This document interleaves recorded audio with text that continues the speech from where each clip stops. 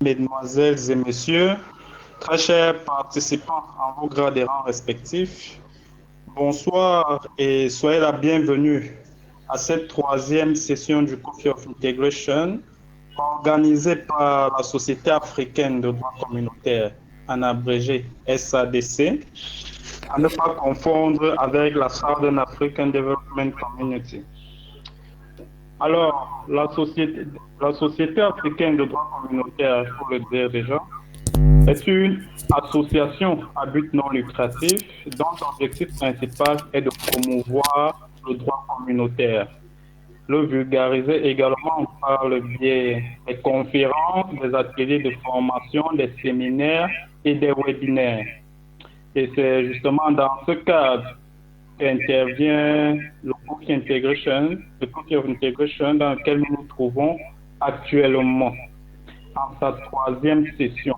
Et donc, la thématique est assez, nous dirons, riche et d'actualité au regard du développement ou alors au regard de la prolifération des organisations à vocation à régir le droit des affaires. Alors, la thématique qui nous réunit en ce jour est les défis de l'harmonisation du droit des affaires en Afrique australe et orientale. Deux points. Le rôle de la Cour de justice du COMESA. Et pour nous édifier davantage sur cette thématique, un invité de choix a été trié sur le volet. Il est avocat au barreau de Moroni et il est également administrateur du cabinet CNA. J'espère que je ne me trompe pas sur la prononciation. Et il est également mon aîné dans la profession. Vous l'aurez compris, il s'agit de Maître Abdoul Bastois, qui sera le principal intervenant de cette rencontre. Et j'assurerai la modération. Ravine Dongo, avocat stagiaire au barreau du Cameroun. Alors, cette session se veut être vraiment interactive, hein. Donc, le programme va se dérouler comme suit. Nous allons accorder 30 minutes à l'intervenant principal à l'effet de nous dérouler sa présentation. Et à la fin de cette présentation, nous aurons des échanges. Échanges aussi, ça peut être des questions, des contributions. Bref, le boulevard sera libre. Donc, sans plus tarder, nous allons passer la parole à notre principal intervenant du jour. Très cher confrère René, vous avez la parole. Merci. Oui, merci, cher confrère. J'espère que vous me captez bien. Ça capte bien. Vous m'entendez? Nous vous recevons à 100%, confrère. Ok, merci bien, cher confrère. Je tiens d'abord à remercier tous ceux qui ont pris leur temps justement pour venir participer et interagir avec nous dans le cadre de cet événement qui a été tout à l'heure présenté par mon cher confrère Maître Ravi Ndongo, mais également remercier la Société africaine du droit communautaire de m'avoir offert cette occasion pour la première fois dans cette société, dans cette institution. J'anime, en tout cas, je porte la casquette du principal participant à un événement comme ça, qui est d'ailleurs le cœur même du métier de la SADC. Donc, effectivement, comme ça a été bien présenté, le thème d'aujourd'hui, c'est sur les défis de l'harmonisation du droit des affaires en Afrique australe et orientale, et surtout parler du rôle de la Cour de justice du COMESA. Alors, avant d'entrer dans le vif du sujet, je voudrais d'abord... alors, pour aborder le sujet, on va essayer de définir une problématique, en tout cas se mettre d'accord sur la problématique que nous allons essayer d'aborder, et qui est précisément de voir un peu le rôle que peut jouer ou que joue le rôle moteur que joue la Cour de justice du SADC, enfin du COMESA plutôt, dans l'harmonisation du climat des affaires dans cet espace de l'Afrique. Et avant d'entrer dans le du sujet, je voudrais d'abord lever certaines ambiguïtés parce que je suppose que la plupart des gens qui seront ici parmi nous seront essentiellement des juristes de l'espace OHADA. Je voudrais d'abord commencer par lever une ambiguïté sur la différence qu'il y a entre l'harmonisation et l'uniformisation. C'est important de le faire, surtout quand on est dans l'espace, on est dans l'espace OHADA, parce qu'on connaît très bien les ambiguïtés que cela a créées.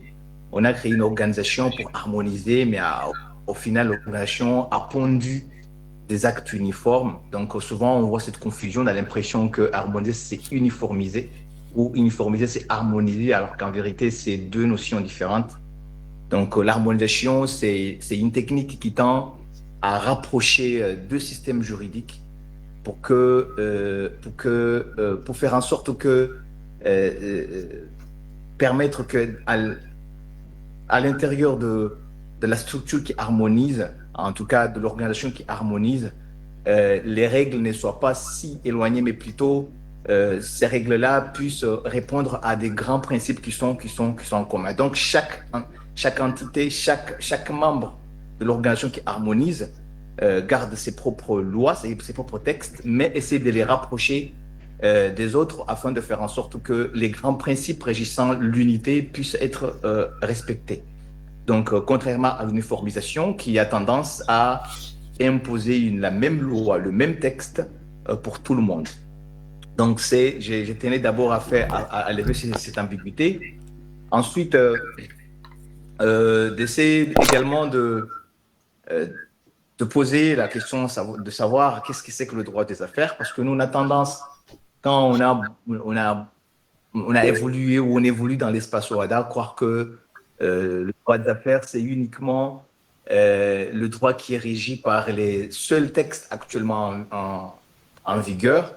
Mais on sait très bien que ce n'est pas le cas, parce que si même on lit le traité de l'OHADA, on sait très bien qu'il y a beaucoup de domaines qui ont été prévus, qui devront faire l'objet d'une uniformisation, si vous voulez, mais qui ne l'a pas été parce que peut-être il y a des projets qui sont encore en préparation, mais aussi il y a aussi peut-être des difficultés entre les États membres à se mettre d'accord sur le timing. Voilà, donc c'est important de rappeler que le droit des affaires, c'est le droit qui tourne autour du fonctionnement, enfin autour de la facilitation du business, du commerce, que ce soit le commerce des marchandises ou le commerce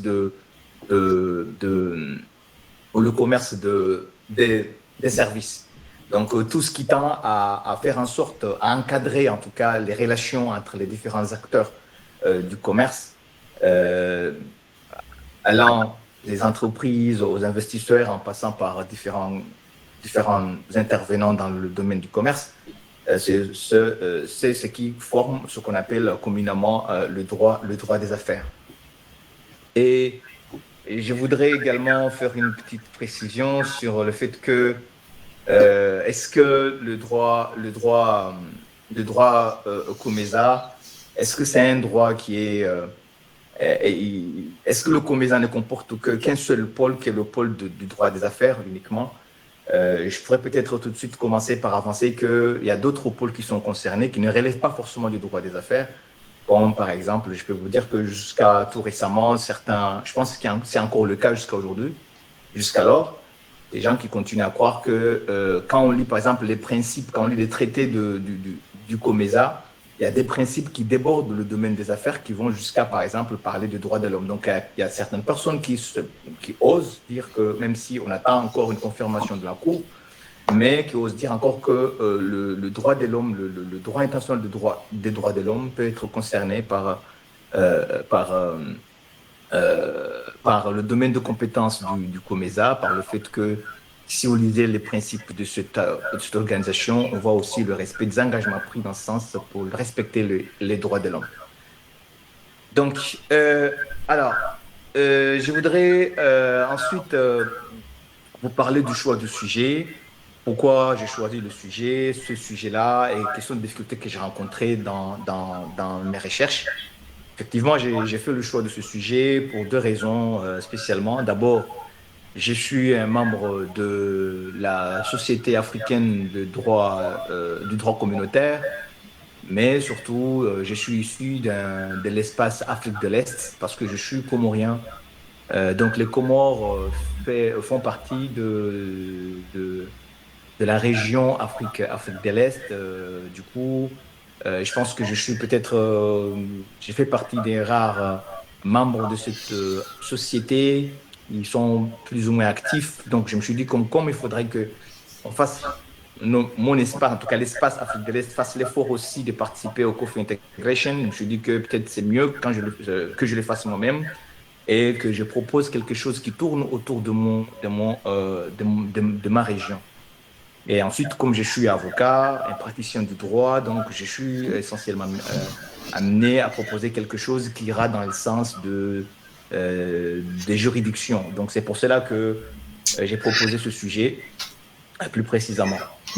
Ensuite, je tiens à souligner les difficultés que j'ai rencontrées dans mes recherches parce que, bien sûr, pour préparer tout ça, il a fallu effectivement que je travaille, que je fasse des recherches, j'aille dans différents sites pour chercher des éléments qui vont me permettre de construire ma présentation. Et effectivement, j'ai eu beaucoup de difficultés. D'abord parce que le COMESA, c'est d'abord un espace habité essentiellement ou composé essentiellement par des pays anglophones. Donc déjà, la langue anglaise en soi, je ne suis pas trop familier, je suis comorien. La langue ici aux Comores, ce n'est pas l'anglais. On enseigne chez nous en français et en arabe. Donc on est plutôt francophone et arabophone. Si on ne parle pas le comorien, qui est une langue affiliée à la langue swahili. Donc, du coup, j'ai eu un peu du mal par rapport à ça. Mais surtout, j'ai eu un peu du mal par rapport au fait que j'ai eu trop peu de jurisprudence à exploiter. Je pense que l'activité de cette cour n'est pas si intense que ce qu'on voit ailleurs, que ce soit au niveau de la Cour de justice de, de la CEDEAO ou de la CEMAC. Donc, du coup, le fait on a eu trop peu dans l'ensemble, il y a eu à peu près, j'ai fait des recherches sur deux sites principaux. Il y a d'abord le site de la Cour de justice du COMESA, mais il y a également un site africain qu'on appelle africanlii.org et qui propose tous les mêmes jurisprudences, en fait, à peu près 34 jurisprudences, mais qui tournent autour de 5-6 affaires. Parce que l'essentiel de ces jurisprudences, de ces décisions, en tout cas, ce sont des mesures conservatoires. Donc, du coup, ça tourne autour de presque 4 à 5 affaires principaux. Principales plutôt. Donc, du coup, j'ai eu un peu du mal à bien travailler mon sujet à cause de ça, parce que je m'attendais à un peu plus. Malheureusement, ce n'était pas le cas. Euh, alors, pour commencer, je vais déjà commencer par présenter ce que c'est que le COMESA. Le COMESA, c'est le marché commun de l'Afrique orientale et australe. Et c'est une organisation régionale économique qu'on peut considérer comme étant, pas qu'on peut, mais il est considéré comme une des CER reconnues par l'Union africaine. Donc, les CER, comme vous le savez, c'est des communautés économiques régionales qui ont été mises en place depuis à partir de l'accord d'Abuja qui devait créer la communauté économique africaine. Donc, c'est une communauté économique régionale qui a été reconnue, qui est reconnue jusqu'à aujourd'hui par l'Union africaine et qui a été créée en fait en décembre 94. C'est juste après Abuja justement que cette communauté a été créée. Et elle a été créée pour remplacer une ancienne communauté qui était là, une ancienne organisation qui était là, qui s'appelait à l'époque la ZEC. C'était la zone d'échange préférentiel qui a été créée depuis 1981 dans le même espace et qui a été remplacée par cette communauté qui est aujourd'hui le COMESA. Donc, c'est une communauté économique régionale qui a pour objectif principal de favoriser, comme vous le savez très bien, l'intégration régionale à travers le commerce, le développement des ressources naturelles humaines au bénéfice mutuel des États membres. Euh, euh, pour peut-être résumer l'essentiel du champ de compétences de cette organisation, on peut peut-être dire que les principaux objectifs du COMESA, d'abord de créer un marché commun. D'ailleurs, le nom l'indique très bien dès le départ parce que le COMESA, ça s'appelle carrément, ça ne s'appelle pas une communauté des États de l'Afrique de l'Est, ou ça s'appelle carrément le marché commun. Le marché commun de l'Afrique, même pas des États d'Afrique, mais de l'Afrique australe et orientale. Donc, le premier objectif, c'était d'abord de créer un marché commun afin d'éliminer progressivement, de façon progressive, les barrières tarifaires et non tarifaires entre les États membres. C'était le premier objectif. Et puis, il y a eu aussi la promotion de la coopération dans divers domaines tels que l'investissement, les transports, les communications, l'industrie, la culture, tout ce qui peut permettre la création d'un marché commun. Parce que, encore une fois, à titre de rappel, l'intégration, nous connaissons actuellement 4 types d'intégration économique et je vais les citer de façon évolutive, du plus large du plus moins réglementé au plus réglementé. On peut d'abord parler de la zone d'échange préférentiel. Nous savons tous, la zone d'échange préférentiel, c'est une zone composée de différentes juridictions qui se sont mis d'accord pour appliquer entre eux des tarifs douaniers préférentiels, mais seulement entre eux. Ce n'est pas les mêmes tarifs, mais ils se mettent d'accord, ils n'élèvent pas du tout, ils ne suppriment pas les barrières tarifaires, mais seulement ils se mettent d'accord pour uniquement appliquer entre eux des tarifs particuliers qui sont un peu différents, qui sont préférentiels par rapport aux tarifs des autres entités qui ne sont pas membres de la zone. Ça, c'est le premier niveau d'intégration. Et puis après, il vient après ce qu'on appelle la zone de libre-échange où les États harmonisent leurs tarifs internes, allant jusqu'à les supprimer carrément. Donc ça, c'est ça la zone de libre-échange. Le deuxième niveau. Et le troisième niveau, il y a ce qu'on appelle une union douanière où normalement, au-delà des tarifs, la suppression des tarifs entre les États membres de l'organisation, mais on tend aussi à avoir un tarif commun, un tarif extérieur commun pour l'ensemble des États membres. C'est là on parle de l'union douanière.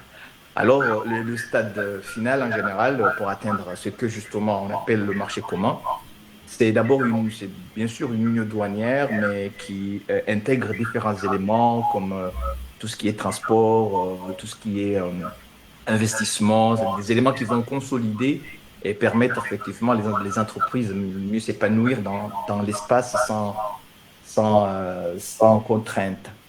Voilà, donc pour revenir, effectivement, l'objectif sont la création du marché commun, la promotion de la coopération dans ces domaines-là qui vont consolider par la suite le marché commun. Mais il y a surtout l'harmonisation des politiques macroéconomiques et financières. Et au final, c'est contribuer à l'établissement d'une communauté économique africaine. C'était ça c'est pour cela que ça a été créé juste après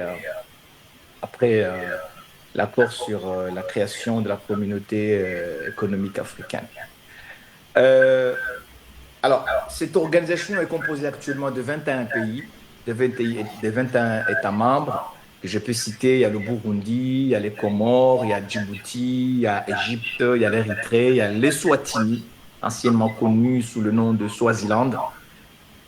Il y a également l'Éthiopie, il y a le Kenya, il y a la Libye, il y a Madagascar, il y a Malawi, il y a Maurice, il y a l'Ouganda, il y a la RDC, il y a le Rwanda, il y a les Seychelles, il y a Somalie, il y a le Soudan, il y a la Tunisie. D'ailleurs, Tunisie, c'est le dernier pays à avoir rejoint la communauté. C'était en 2018. Et finalement, il y a la Zambie et le Zimbabwe. Si vous regardez bien, on peut dire que le COMESA touche pas seulement les deux Afriques qu'on a citées, enfin en tout cas qu'on voit citées dans l'appellation, quand on parle d'Afrique australe et orientale, mais ça touche également une grande partie, pour ne pas dire l'essentiel de ce qu'on appelle l'Afrique septentrionale, le Maghreb. Parce que vous voyez un pays, par exemple, comme la Tunisie, qui relève de l'Afrique du Nord, mais qui fait partie du COMESA, mais vous voyez également un pays comme la Libye, vous voyez également un pays euh, comme euh, alors, ce sont des pays qui sont de l'espace de l'espace Afrique du Nord qui se retrouvent aujourd'hui à travers. Donc, on peut dire que le COMESA aujourd'hui euh, traverse ces trois espaces, ces trois Afriques, l'Afrique du Nord, l'Afrique de l'Est et l'Afrique et l'Afrique australe. Donc, alors, ces 21 pays se sont engagés, ils ont ratifié, ils ont signé, ratifié le traité créateur de cette organisation.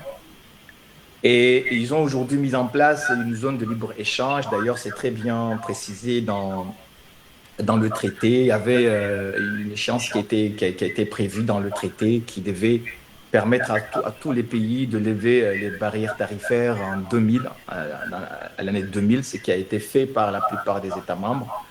Donc, ils ont aujourd'hui créé une zone de libre-échange depuis 2000 et la plupart de ces pays-là ont éliminé. On peut dire que sur les 21 États membres du COMESA, 16 ont déjà éliminé les tarifs douanières pour toutes les marchandises en provenance de la région. Donc, il n'y a que 5 États seulement qui, en général, sont des États qui ont des difficultés.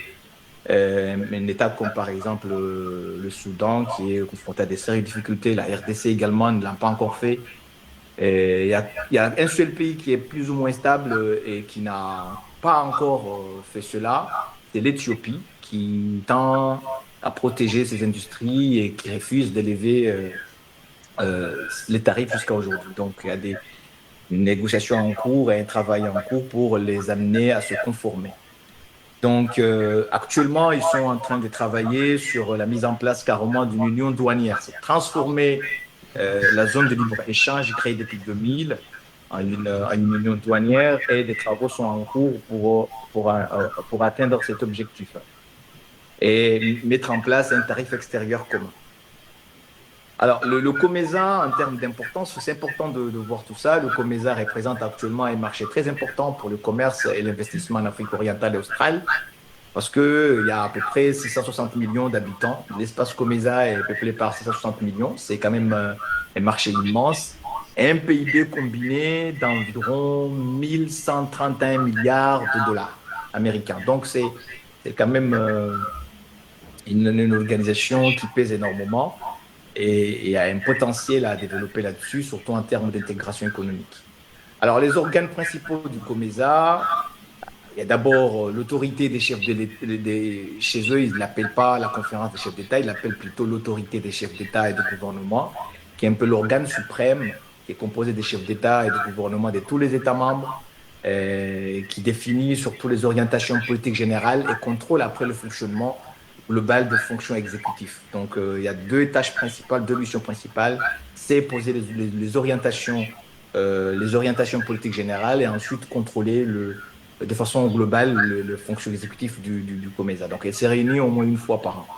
Et il y a le Conseil des ministres. Ici, les ministres ne sont pas les ministres des Affaires étrangères, comme on a l'habitude de voir, mais chaque pays désigne un ministre qui doit être le point focal auprès du COMESA. Donc, ça peut être le ministre des Affaires étrangères, ça dépend des pays. Ça peut être également le ministre chargé de l'intégration au sein du COMESA ou de l'intégration économique ou l'intégration africaine. Donc, chaque pays est libre, ou même le ministre du commerce, chaque pays est libre de désigner le ministère censé siéger dans ce conseil de ministres.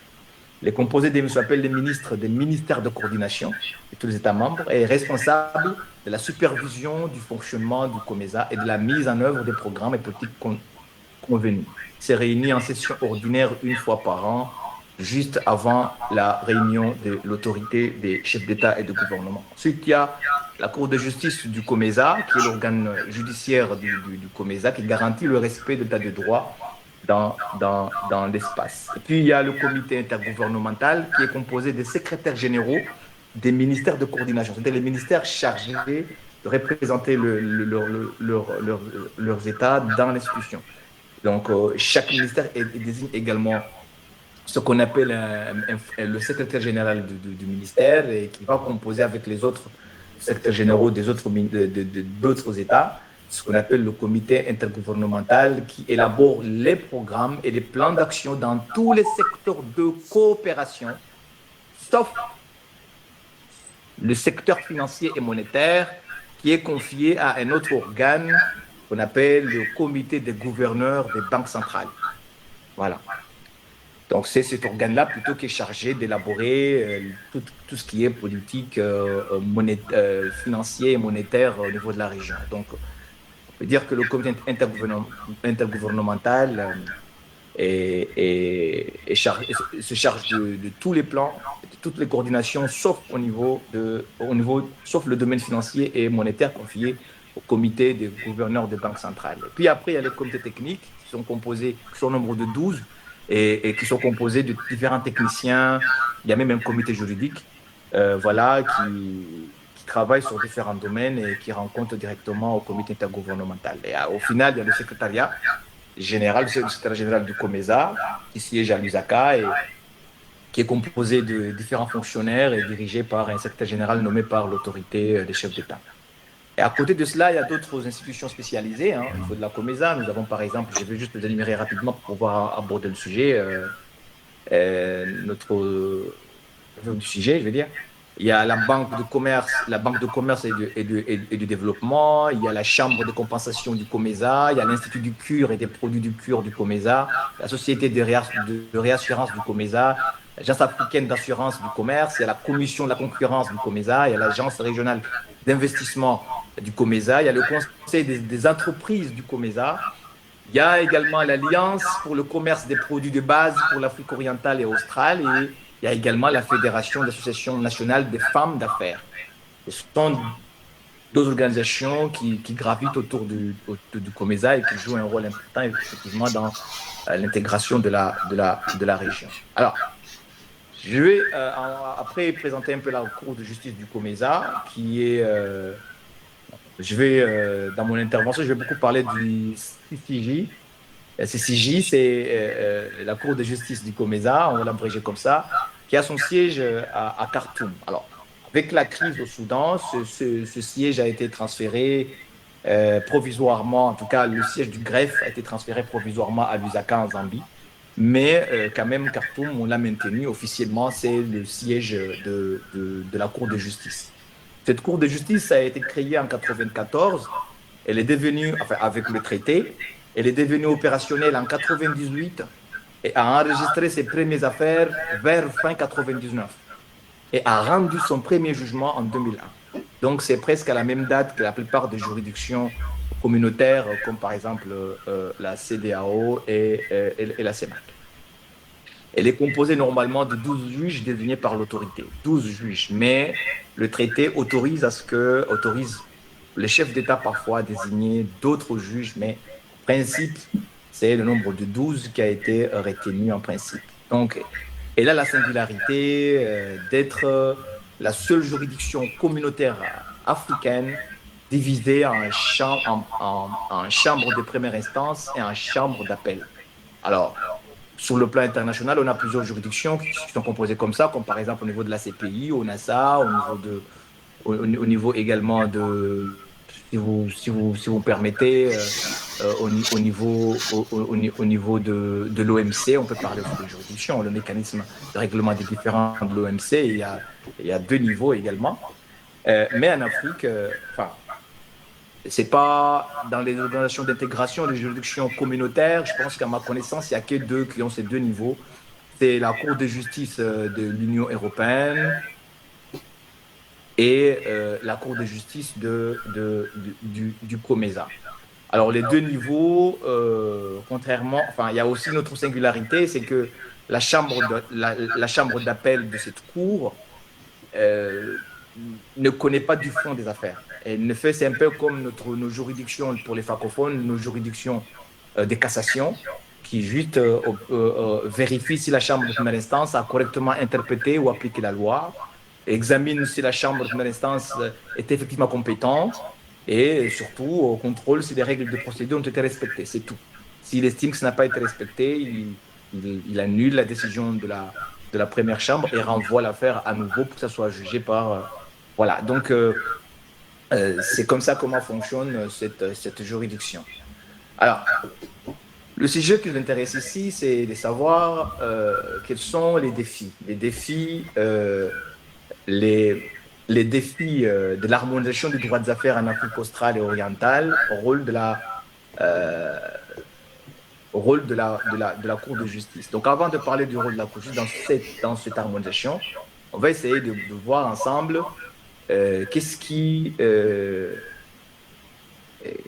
quels sont les défis de cette harmonisation au niveau du COMESA. Alors, pour commencer, d'abord qu'on définisse les champs de compétences en matière de droit des affaires qui relèvent aujourd'hui du COMESA. Alors, le traité, c'est un des longs traités en tout cas, un des traités les plus longs en termes d'articles. Voilà. Il comporte différents domaines de coopération, allant de la promotion et la libéralisation du commerce jusqu'au développement du secteur privé, en passant par des matières comme la matière douanière, la réexportation des marchandises, la simplification, l'harmonisation des documents et des procédures en usage dans le commerce, la coopération monétaire et financière, la promotion et la protection de l'investissement, le transport et la communication, la mise en œuvre des ressources énergétiques, la normalisation et l'assurance de la qualité. Là-dedans aussi, vous pouvez aussi voir des matières comme la concurrence et d'autres qui, au fait, relèvent sans aucune contestation possible du droit des affaires. Mais la question la plus importante à se poser, c'est de voir comment peut-on partir de ce qui peut se rapprocher de ce qu'on appelle le droit international économique et arriver à parler du droit des affaires dans l'espace COMESA. Alors, c'est justement la clé de notre sujet, de notre échange d'aujourd'hui. C'est d'essayer de voir cela et comprendre ces choses-là, parce que souvent, dans ma présentation, il y aura parfois ces petites confusions qui vont nous faire dire qu'effectivement, il y a un petit souci, il y a des confusions. Mais ce n'est pas des confusions, mais la façon dont le traité a été rédigé fait que ça peut ressembler à ce qu'on appelle du droit économique international économique, ce qu'on appelle les règles de commerce, le commerce, le droit commercial international, mais ça se rapproche effectivement du droit des affaires dans le sens où ça aide largement à harmoniser, à pousser les États membres de la communauté à faire des efforts en interne pour justement transposer les grands principes posés par le traité et les différents textes régissant la communauté dans leur droit interne. Donc, et c'est en cela où on parle d'harmonisation en matière de droit des affaires. Et quand vous regardez la façon dont la saisine de cette cour a été conçue, vous comprenez tout de suite pourquoi il y a eu pourquoi on peut sentir une espèce de confusion entre les deux droits que je viens tout à l'heure de citer. Parce que si vous regardez par exemple l'article 23.1 du traité, l'article 23.1 du traité dit clairement que la Cour connaît de toutes les affaires qui lui sont soumises conformément au présent traité. C'est-à-dire la façon dont on a rédigé la compétence générale de la Cour, on n'a pas dit que la Cour est compétente pour connaître de tout litige ou de tout litige ou interprétation en rapport avec les dispositions régissant le traité. C'est-à-dire, on peut dire effectivement, généralement, on dit que la Cour communautaire, c'est une Cour qui est compétente pour interpréter le traité. En tout cas, les dispositions régissant le traité, c'est-à-dire les différents textes du traité. Ici, c'est pas ce qui a été dit. Ce qui a été dit, on dit que la Cour elle est compétente pour connaître de toute affaire que le traité a dit de renvoyer à elle. Donc, ce qui ouvre les possibilités. Donc, vous allez voir, à lire le traité, vous allez voir différentes possibilités de saisine. Il y a la saisine par les États membres, il y a la saisine par les personnes physiques et morales, il y a la compétence pour les réclamations des employés du COMESA et des tiers contre le COMESA et ses institutions. Il y a la compétence en vertu des clauses d'arbitrage et des accords spéciaux. Il y a aussi les décisions préjudicielles, mais il y a aussi les avis consultatifs et les interventions. Je vais vous épargner toutes ces choses-là parce que le temps ne le permettra pas. Mais si vous regardez bien, et d'ailleurs c'est la coutume en Afrique, la plupart des communautés, des cours de justice de communauté, ils sont rarement saisis par les États et même contre d'autres États en général. C'est ce qui fait que parfois on n'arrive pas à exploiter le potentiel que représenterait cette juridiction afin de mieux implémenter les normes communautaires dans nos États.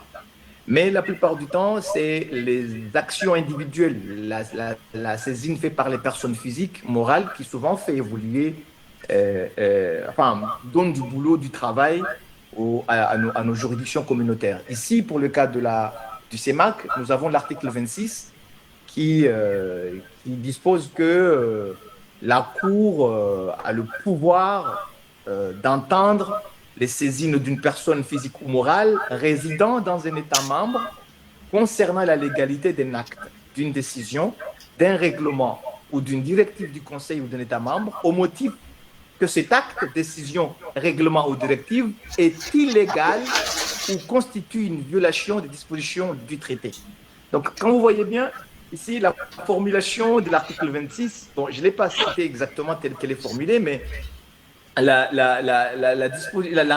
l'article 26 laisse entendre que les personnes physiques peuvent saisir la Cour pour contester un acte posé par un État membre du COMESA et qui serait illégal. D'abord, c'est un acte qui serait illégal ou un acte qui constituerait une violation des dispositions du traité. Ce qui a poussé pas mal de gens à croire que, effectivement, la Cour peut être saisie pour des matières qui ne relèvent pas du traité. Il suffit que juste l'illégalité, c'est-à-dire qu'ils ont interprété l'illégalité comme étant, enfin, ils ont interprété l'illégalité comme étant, peut-être ça peut relever d'une illégalité au regard du traité, mais peut-être une illégalité au regard des textes internes de chaque État membre. Donc, et c'est cela justement qui a permis à la Cour de pouvoir saisir cette opportunité-là, parce qu'elle a été saisie sur cette question-là, pour justement poser les règles, interpréter l'article 26 et surtout permettre à ce que, à travers ces décisions, les États se sentent obligés, entraînés, en tout cas, à revoir leurs textes et les harmoniser aux normes communautaires. Parce que, je rappelle, comme je l'ai dit au début,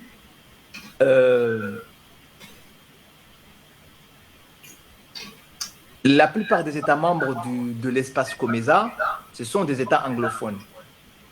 Et ils ont une interprétation, enfin une façon d'appliquer les conventions internationales qui est un peu différente de la façon dont s'y prennent par exemple les États de droit romano-germanique. En général, je ne vous l'apprends pas, il y a le système dualiste et le système moniste. Donc, dans les pays anglo-saxons en général, pour qu'une convention puisse entrer en vigueur en droit interne, il faudra d'abord un texte qui internalise les dispositions, c'est-à-dire un texte qui transpose les engagements pris au niveau international sur le plan interne. Donc, et la plupart de ces pays-là, la plupart des pays membres du COMESA sont des pays de droit anglo-saxon. Donc, ils ont beaucoup hésité à se conformer jusqu'à ce que la Cour intervienne à travers des arrêts et les contraindre à faire c'est justement le rôle principal qu'a joué la Cour en matière d'harmonisation. Et cela a été rendu possible grâce à l'article 27 que je vais le citer, qui permet plutôt l'article 26 qui permet aux personnes physiques et morales de la saisir et de demander à ce qu'ils statuent sur ces questions-là. Et vous allez voir, par exemple, je vais vous citer spécialement trois jurisprudences de la Cour. Il y a d'abord une jurisprudence qui date du 7 mai 2010, l'affaire Entel Solmak contre Rwanda Civil Aviation Authority. C'est une décision, un jugement qui a été rendu par la chambre de première instance le 7 mai 2010, plus précisément par le juge le Lord Justice Malaba, dans une affaire. D'abord, la Cour a été saisie par la société qui s'appelle Entel Solmak. Cette société a déposé une saisine auprès de cette Cour le 22 mai 2009. Après avoir exposé le fondement de l'action, la société a demandé contre le défendeur, donc contre le Rwanda Civil Aviation Authority, les ordonnances suivantes. Elle a demandé à ce que la Cour statue sur les demandes suivantes. D'abord, une déclaration selon laquelle l'acte de l'aviation civile rwandais, en ce qu'il n'a pas entièrement payé, parce que, je vais expliquer le litige en soi, parce que le litige, ça a commencé avec quoi? C'est un défenseur, le défenseur qui est l'autorité civile, d'aviation civile du Rwanda, est une organisation para-étatique créée par une loi rwandaise. Alors, ils voulaient mettre en place un système de gestion financière en interne pour mieux fonctionner. Et après, ils ont lancé un appel à candidature, un appel d'offres. Et la société Entel Solmak a gagné l'appel d'offres. Et tout a été... la société Entelmac, c'est une société privée constituée sous les lois de l'Ouganda qui exerce des activités de conseil financier. Donc, ils ont remporté l'appel d'offres lancé par l'aviation civile, l'autorité civile du Rwanda. Et les parties ont conclu un contrat le 20 octobre 2007. Au terme de ce contrat,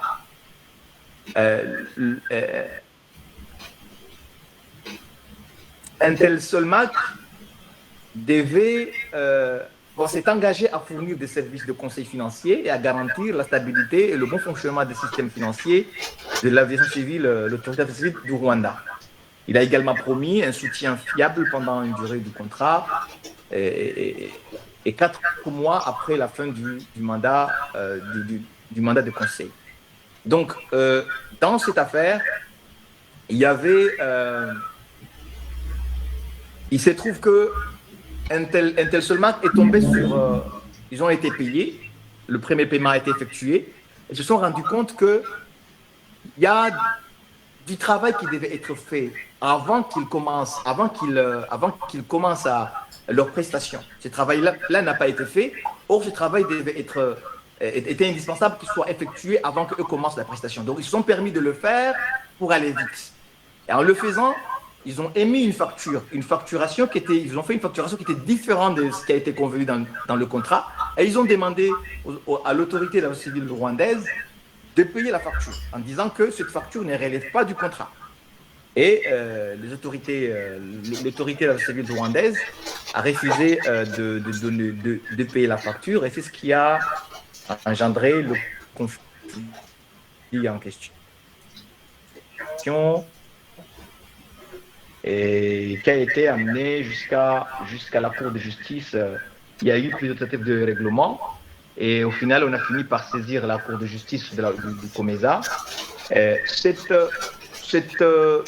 Le moyen invoqué par la société requérante, ce n'était pas un moyen tiré du traité. C'était un moyen tiré du droit rwandais mais ils estimaient que comme on peut traîner en justice devant la Cour de justice de la communauté les actes illégaux posés par les États membres, ils estimaient que cette légalité est aussi valable au regard du droit, au regard du droit interne, c'est-à-dire des textes internes de chaque État membre. Donc la Cour a loupé l'occasion de régler ce problème parce que la Cour a rejeté la demande, s'est déclaré incompétent au motif que le requérant n'aurait pas du tout étudié les voies de recours internes. Donc, ils ont raté l'occasion de régler le problème. Merci Il y a un beaucoup, retour, là, maître. Non, je vais finir là. D'accord. Mais il y a une écho là, je ne sais pas comment ça gâche un peu. Voilà, ok.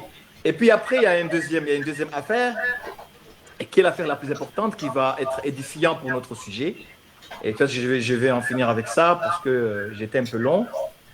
C'est l'affaire qu'on appelle l'affaire Polytol Paint and Adhesive Manufacture, Compagnie Limited contre Maurice, qui a été rendue par effectivement la Chambre de première instance le 31 août 2013.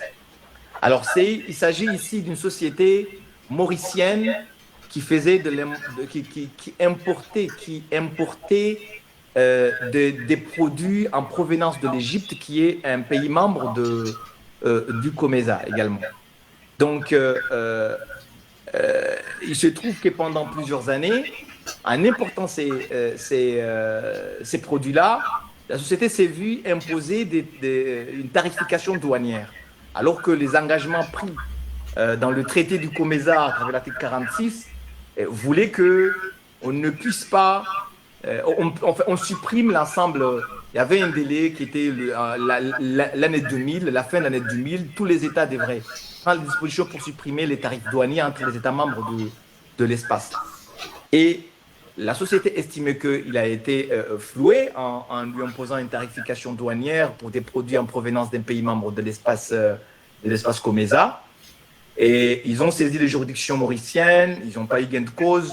La motif principal invoqué par les juridictions mauriciennes, c'était que Maurice n'a pas encore pris les dispositions internes pour qu'on puisse appliquer ou qu'on puisse invoquer le droit COMESA dans les juridictions internes de Maurice.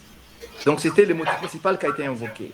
Et au final, l'affaire s'est retrouvée devant la Cour de justice, qui a pris une décision très intéressante, parce que d'abord, la Cour de justice estimait qu'il y a eu violation de l'article 46 du traité en taxant les produits égyptiens.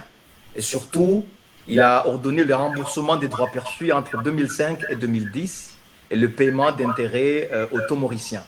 Il a également demandé une prise en charge des frais judiciaires de la société requérante à hauteur de 70%. Par contre, un élément intéressant, la Cour a refusé certaines demandes formulées par la société requérante au motif que, par exemple, il y avait une demande qui voudrait que la Cour ordonne à Maurice de se conformer au traité COMESA. Mais la Cour estimait que ce n'est pas une demande qui devait être formulée par un individu, mais plutôt le traité réserve ce genre de demande aux États membres et au secrétariat du COMESA. Mais il a tout de même accepté, condamné l'État mauricien à rembourser les tarifs qui ont été payés par la société, et également il a demandé une indemnisation. Il a accordé une indemnisation.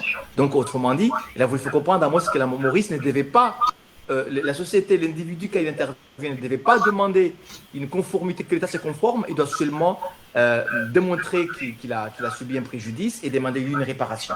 C'est ce qui a été fait. Mais, pour conclure, la société, en fait, cette décision qui date de 2013 est une décision fondamentale, une décision de principe, une valeur de principe, dans le sens où, contrairement à ce qu'a essayé de faire Maurice, l'article 26 qui autorise la saisine par les individus, il y a eu une clarification, et surtout, pour la première fois dans l'histoire de la Cour, une décision est venue demander à un État de réparer un préjudice dû au fait qu'elle ne s'est pas du tout conformée aux prescriptions du traité et des textes applicables pour la communauté, mais surtout qui vient clairement dire que ce n'est pas parce que Maurice n'a pas mis en place les dispositions ou n'a pas du tout transposé le droit communautaire du COMESA dans son droit interne que cela devrait empêcher les individus de se prévaloir de ces manquements auprès de la Cour de justice de la communauté. Donc, il vient confirmer l'obligation, enfin, l'application directe de certaines dispositions, de certaines normes posées par le traité, sans avoir à les transposer par un texte interne. Donc, c'est quelque chose qui a ouvert des possibilités. Je vais m'arrêter là. Dont les plus importantes de ces possibilités-là, c'est que des États membres de la communauté, à l'exemple des Comores, se sont sentis obligés de prendre des dispositions qui n'étaient pas du tout prises jusque-là. Par exemple, en matière de concurrence, l'État comorien n'a jamais mis en place, n'a jamais légiféré en matière de concurrence. Mais à la suite de cette décision qui est tombée en août 2013, l'État comorien s'est senti obligé en décembre 2013 de prendre une loi sur la concurrence qui n'existait pas avant, de peur de se voir traîner en justice par des individus, y compris des Comoriens, qui estimaient que les dispositions du traité étaient très claires par rapport à certaines exigences en matière de concurrence et que l'État comorien n'a pris aucune disposition pour les assurer aux résidents aux commerçants plutôt, aux sociétés résidentes aux Comores, ayant le résident aux Comores. Donc, il y a le cas de la concurrence, mais il y a également une révision du code des investissements aux Comores en 2020, qui a été motivée également par cette décision de justice qui, en fait, a contribué largement à pousser les États à mettre en harmonie leur législation par rapport aux normes communautaires. Alors, je vais m'arrêter là. C'est un peu plus long. Et peut-être que le débat que nous allons essayer que vous allez essayer plutôt de discuter ici va nous permettre de raconter un peu plus large et de donner un peu plus d'explications que je n'ai pas eu encore le temps de le faire avec mon long exposé. Je vous remercie. Merci à vous également, très cher maître et exposant du jour, pour ce brillant exposé, ma foi, passionnant, et lequel a été couplé par des jurisprudences que nous espérons avoir très prochainement. Donc, le boulevard des échanges est ouvert. Avant de prendre la parole, vous vous présentez, soit c'est pour poser une question, soit c'est pour apporter une contribution. Donc, la parole est à qui veut bien la prendre. Merci.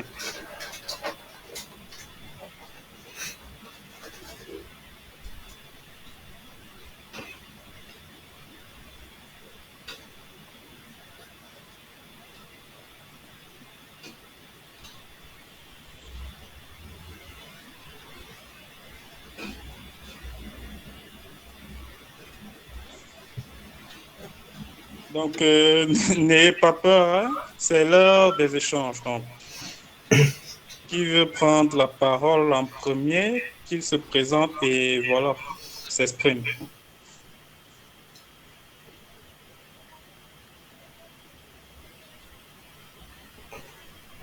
Ou alors, à défaut, l'intervenant du jour peut continuer avec justement ces explications manquantes.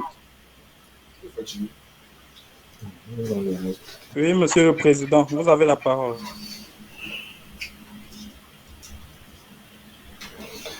Alors, bonjour tout le monde. Bonjour, Président. L'exposé qui vient d'être fait. Et ma question, elle est toute simple.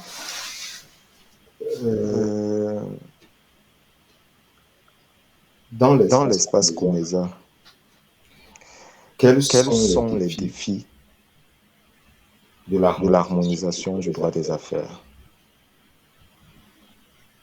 Je m'arrête là pour l'instant.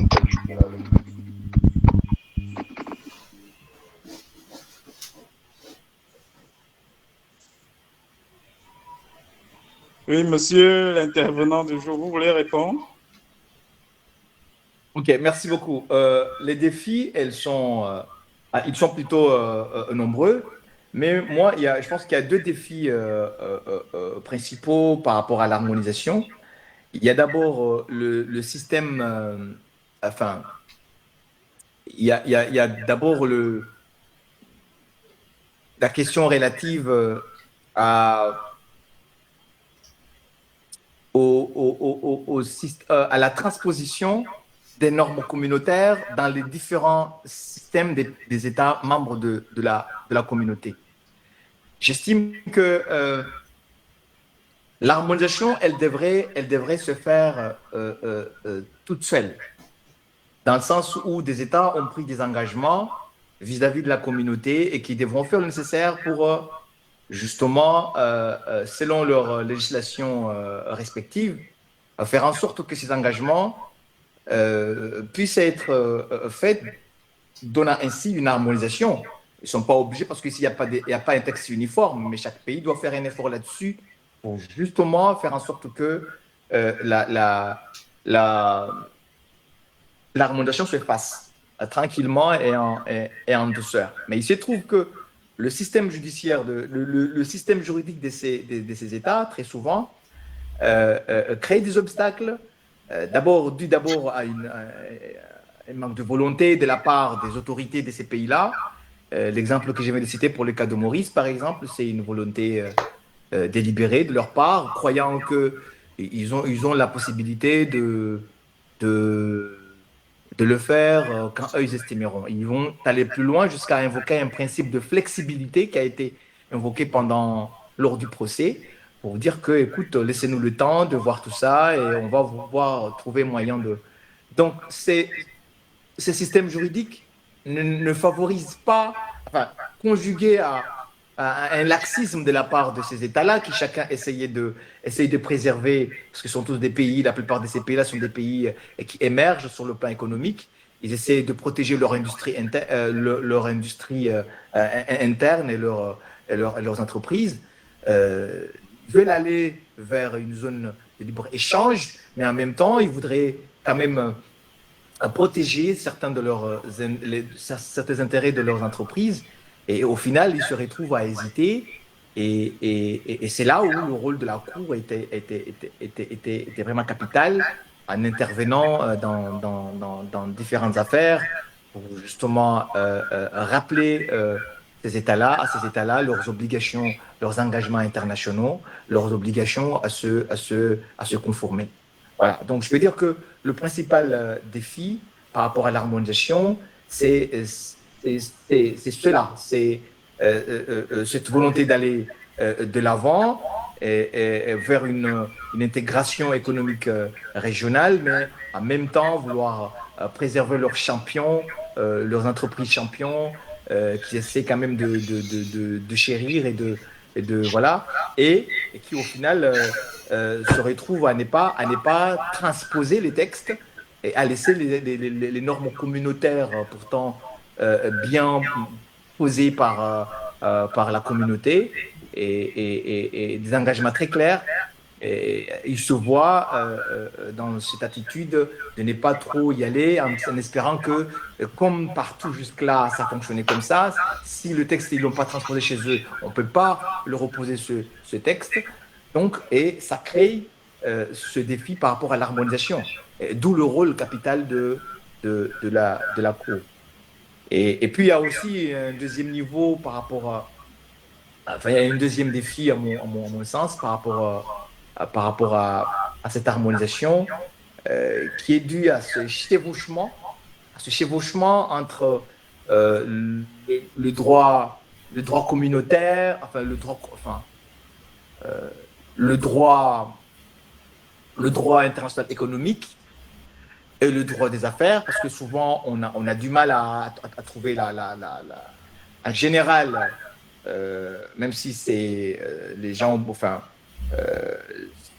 c'est moins fréquent, en tout cas au niveau international.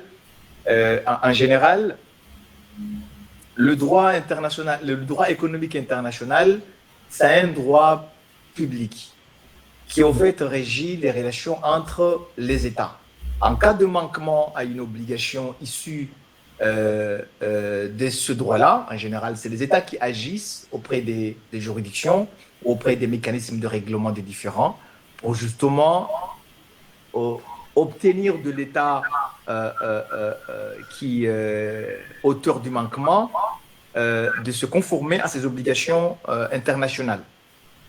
Mais ici, quand vous regardez un peu comment ça fonctionne, on donne une possibilité, une grande possibilité qui n'existe, je pourrais dire, qui n'existe, la façon dont cette possibilité a été définie dépasse même ce qui a été accordé dans des juridictions comme les juridictions de la CEDEAO et autres, et qui permet effectivement à des individus, à des personnes physiques et morales d'intervenir, y compris des membres, des citoyens, en tout cas des résidents des pays qui a auteur du manquement, pour le pousser effectivement à se conformer. Donc c'est une règle peut-être qu'on trouve dans certains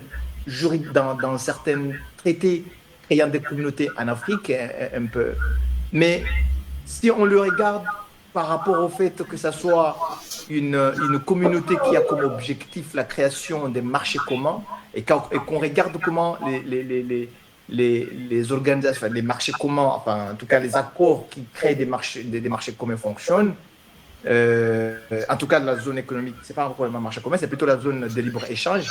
Ce n'est pas comme ça comment ça fonctionne. C'est les États qui agissent au niveau des juridictions et qui demandent à ce que l'autre État se conforme. Et ici, on donne la possibilité. Donc, et le fait que ces mécanismes-là sont méconnus par les acteurs, les individus, les commerçants, crée également un autre défi parce que ça ne permet pas aux résidents de cet espace de pouvoir s'approprier ces mécanismes et de pouvoir aller vers la juridiction pour mettre un peu plus de pression pour que les États se... Si vous lisez très bien le traité, vous verrez vous-même que c'est un spectre large en termes de compétences. Il y a beaucoup de compétences qui ont été laissées, enfin en tout cas le COMESA le traité créant le COMESA est un traité qui est très large, qui comprend un spectre de matière en matière de coopération immense, large, et qui, si on se les appropriait, si on s'approprie en tout cas cet outil-là, cela permettrait en tout cas de faire avancer nos pays, en les poussant par des juridictions, enfin par des actions judiciaires, à faire un peu plus et à faire en sorte qu'au final, on se retrouve avec presque les mêmes normes partout dans les pays membres de l'espace. Malheureusement, cette méconnaissance ne nous permet pas d'agir dans ce sens-là.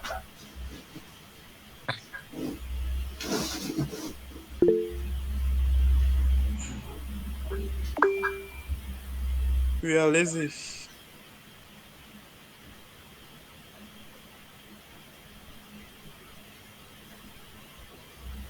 Madame bonsoir.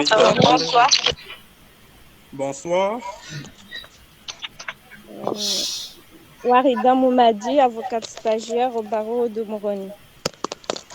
Je tiens d'abord à remercier mon collègue pour l'intervention qui était si riche et intéressante. J'ai une question.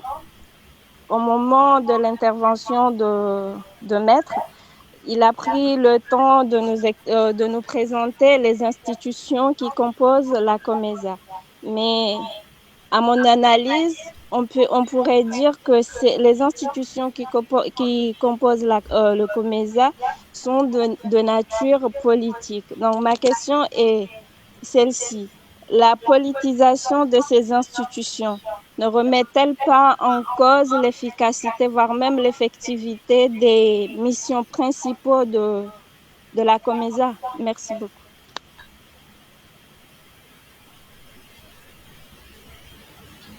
Oui, mais vous pouvez répondre à la question.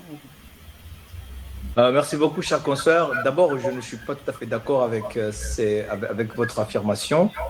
Quand vous dites que ce sont des institutions essentiellement politisées, non, pour ce qui est par exemple des institutions spécialisées, j'ai cité des institutions spécialisées ici qui n'ont rien à voir avec, avec la politique, hein. Nous avons une banque de commerce et de développement, nous avons une chambre de compensation, nous avons l'Institut CUR, la Société de réassurance. Et si vous lisez également les différents textes, par exemple le règlement sur l'assurance, on a vu des institutions qui ont été créées là-dedans par rapport à l'assurance et également la commission de la concurrence du COMESA. Ce sont des institutions indépendantes qui, qui fonctionnent comme ce qu'on appelle chez nous des autorités administratives indépendantes. Et ils n'ont pas des comptes à rendre aux instances politiques. Au contraire, ils se conforment uniquement à ce qui a été dit dans les règlements. Et pour ce qui est des institutions, des organes principaux, je ne suis pas tout à fait d'accord parce que, à part l'autorité des chefs d'État, ce qui est normal, et le Conseil des ministres, qui sont des organes purement politiques, euh, je ne vois pas en quoi la Cour de justice, par exemple, serait un organe politique. Ce sont des magistrats qui sont désignés, qui ont les magistrats qui ont la plus grande, une immense expérience dans le domaine judiciaire, qui sont désignés pour siéger au niveau de la Cour. Il y a par exemple le comité des gouverneurs des banques centrales. Les gouverneurs des banques centrales, ce sont des personnes censées être, en tout cas leurs institutions, les banques centrales des pays, de nos pays respectifs, sont des institutions indépendantes. Qui ne reçoit d'ordre de personne, encore moins des personnalités politiques. Donc, je ne vois pas en quoi ces organes-là sont politiques. Et je vous ai également cité le comité intergouvernemental qui est composé de secrétaires généraux. Alors, je peux peut-être comprendre une chose, peut-être parce que ici au Comores, les secrétaires généraux, ce sont des politiques, mais ailleurs, ce n'est pas le cas. Et quand je parle d'ailleurs, je parle de la région, des pays de la région COMESA. Un pays, par exemple, comme Madagascar, et c'est le cas également pour un pays comme le Rwanda, c'est le cas également pour un pays comme la Tanzanie, que je connais très bien. C'est les secrétaires généraux des ministères, ce sont des fonctionnaires, des personnes permanentes, ce sont des fonctions permanentes. Ils sont recrutés par concours et ce ne sont pas, ils n'ont pas du tout une coloration politique, ils n'ont pas bien sûr, ils devront se conformer à la politique définie par le cabinet, mais il reste des techniciens du ministère. C'est eux qui sont à la tête du ministère en vérité pour ce qui est de l'exécution de la politique définie par le politique. Donc ce ne sont pas du tout des organes politiques. Au contraire, je trouve qu'il y a beaucoup plus de marge laissée aux techniciens dans le COMESA que dans d'autres institutions.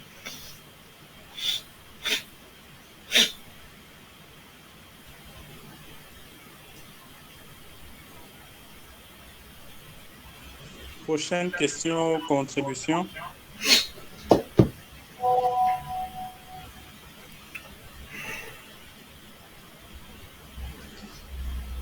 Bon, alors, maître, pour ma part, je vais un peu essayer de sortir du cadre du COMESA et voir les choses un peu plus continentalement parlant. Alors, cette fragmentation, à mon avis, hein, est-ce que cette fragmentation des organisations à caractère économique et autres ne constitue pas en quelque sorte un frein pour le développement de l'Afrique quand il faut penser que chaque espace a sa communauté, son organisation et bien d'autres? Est-ce que cela ne ralentit pas véritablement le développement de l'Afrique? Merci.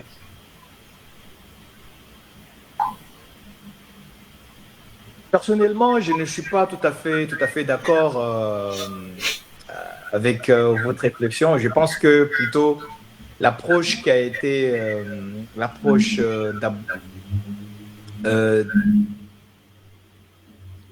qui a été arrêtée, je pense en 93 à Abuja, c'était une approche d'intégration par sous-région, par région. Alors, Je peux comprendre peut-être qu'aujourd'hui on dit cela parce qu'aujourd'hui on parle de la ZLECAf qui a été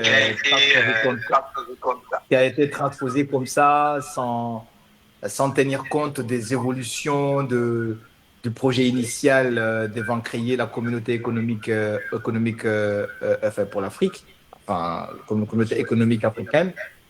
Mais si on était resté sur l'idée de base, l'idée initiale, euh, je pense que l'approche était une approche, surtout en Afrique de l'Est. Parce qu'en Afrique de l'Est, il n'y a pas eu seulement une intégration une création d'une zone de libre-échange au niveau du COMESA, mais il y a également la création ce qu'on appelle la zone de libre-échange tripartite, qui incluait trois autres organisations de la sous-région, enfin de la région, à savoir la SADC, le COMESA et la communauté de l'Afrique de l'Est, et qui devait normalement favoriser une intégration par, par sous-région. C'est-à-dire, on a commencé par créer une zone de libre-échange au niveau du COMESA. Ensuite, on va l'élargir aux organisations qui se trouvent à côté de chez nous, c'est-à-dire la communauté de l'Afrique de l'Est et la SADC. Et ensuite,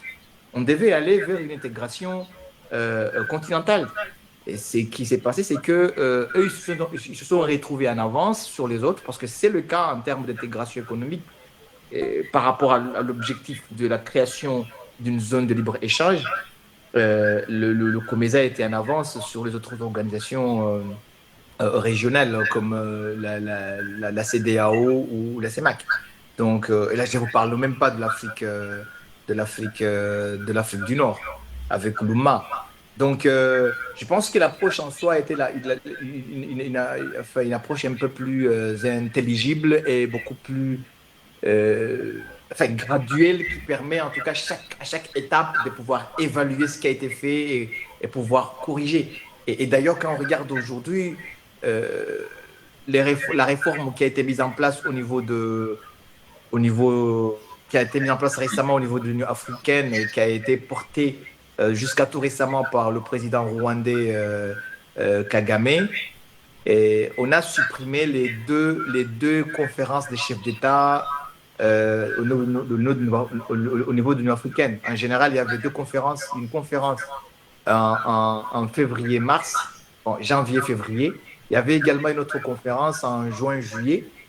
Et les réformes mises en place, c'est une réforme qui a comme objectif, enfin, de rendre l'organisation plus performante, mais surtout de ne pas trop réviser, ne pas trop réécrire les textes. Donc, ils sont mis d'accord pour annuler, supprimer la deuxième conférence au milieu de l'année et de les remplacer par une conférence de coordination qui réunit normalement les chefs des différents CER, communautés économiques régionales, et les différents organes de l'Union africaine pour voir ensemble comment évoluer par rapport au projet d'intégration. Donc aujourd'hui, on se pose la question avec l'arrivée de la ZLECAf, à quoi sert cette réunion en fait? Parce qu'à la base, la réunion, si elle avait toute son importance si on avait respecté les échéances qui ont été posées, en tout cas la philosophie posée à Abuja pour la création de la zone économique africaine. Aujourd'hui, avec la ZLECAf, on a tout bouleversé, on a oublié tout ce qui a été fait et on a décidé, peut-être parce que d'autres qui nous dirigent, ce qu'on appelle plutôt une main invisible, décident d'anticiper les choses et de brûler les étapes. Donc, je ne pense pas que l'approche en soi est mauvaise, surtout de notre côté ici, Afrique de l'Est. Je pense que c'est une approche plus mesurée et graduelle en même temps, et qui permet de voir les moyens, d'avancer avec les moyens que nous avons. Mais aujourd'hui, se retrouver aujourd'hui avec des mécanismes de règlement des différends au niveau de la ZLECAf, des mécanismes de règlement des différends au niveau du COMESA, et des mécanismes de règlement différents au niveau de la zone de libre-échange tripartite. On ne sait même pas quel mécanisme est compétent pour quel litige. En fait, tout ça ne nous aide pas, au contraire, nous met dans des situations où, à la longue, on ne sera même pas en mesure d'honorer les engagements qui ont été pris. Merci pour la réponse, Maître. Alors, des échanges ou contributions. en attendant que les autres lèvent la main, parce que j'ai l'impression, j'aimerais bien que tu me laisses finir juste une jurisprudence intéressante. D'accord, Vous me permettez? et nous espérons vraiment avoir cette jurisprudence en version numérique ultérieurement, si possible. Pas de souci. Ils sont tous en anglais. Hein. Pas de souci. Alors, L'harmonisation. il y a un différend qui opposait le gouvernement de la République du Malawi et une société malawite qui s'appelait Malawi Mobile Limited. Il y a une décision qui a été rendue le 23 avril 2017 par la Chambre d'appel. Il y a d'abord une première décision qui a été infirmée, bon pas infirmée, en tout cas annulée par la décision de la Chambre d'appel. Alors, l'affaire opposait le gouvernement du Malawi, qui était appelant devant la Chambre d'appel, à la Malawi Mobile Limited, qui était l'intimé, une entreprise de télécommunications. Alors, le litige portait sur la résiliation unilatérale d'une licence accordée à Malawi Mobile par l'autorité de régulation des communications du Malawi, MACRA, qui était un organe étatique. Donc, Malawi Mobile a d'abord intenté une action devant les tribunaux malawites, alléguant une rupture de contrat et une ingérence illicite par le gouvernement. Pour une fois, le mot illicite ou illégal revient. L'article 26, le fameux article 26 du traité, qui autorise les individus, une personne physique ou une personne morale, de saisir la Cour si un acte posé par un État partie est illégal ou viole les dispositions du traité. Donc, ici, encore une fois, ils estimaient que dès que l'acte est illégal, même si l'illégalité n'est pas tirée du traité, on peut toujours saisir la Cour. Donc, c'est ce qu'a fait Malawi Mobile en invoquant une ingérence illicite. Donc, la Haute Cour de Malawi a accordé à Malawi Mobile des dommages-intérêts de 68 millions de dollars, mais cette décision a été annulée par la Cour suprême de Malawi pour insuffisance de preuves.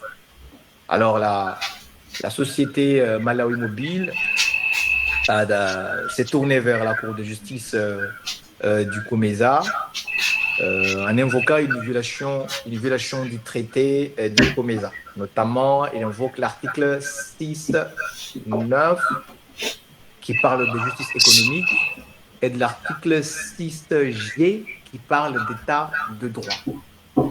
Alors, quels sont les points de désaccord dans ce litige? Il y a d'abord la compétence de la Cour de justice du COMESA. Le gouvernement malawi soutenait que la CCJ n'a pas compétence pour trancher un litige fondé uniquement sur le droit national malawite. Ils estimaient que tous les moyens invoqués par la Malawi Mobile, c'était des dispositions émanant du droit interne, du droit national malawi. Donc, ils estimaient que le gouvernement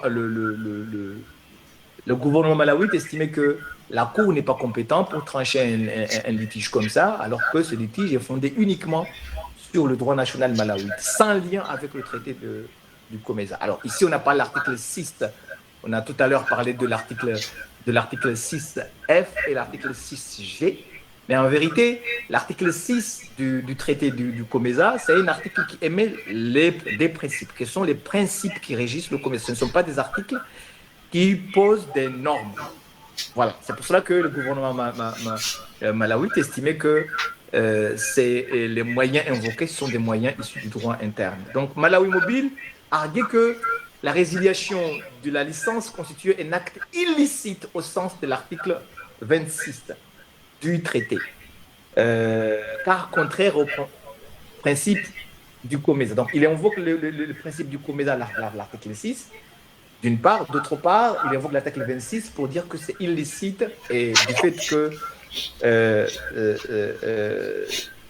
fait que l'acte en soi est illicite, quel que soit le fondement juridique, la Cour doit être compétente.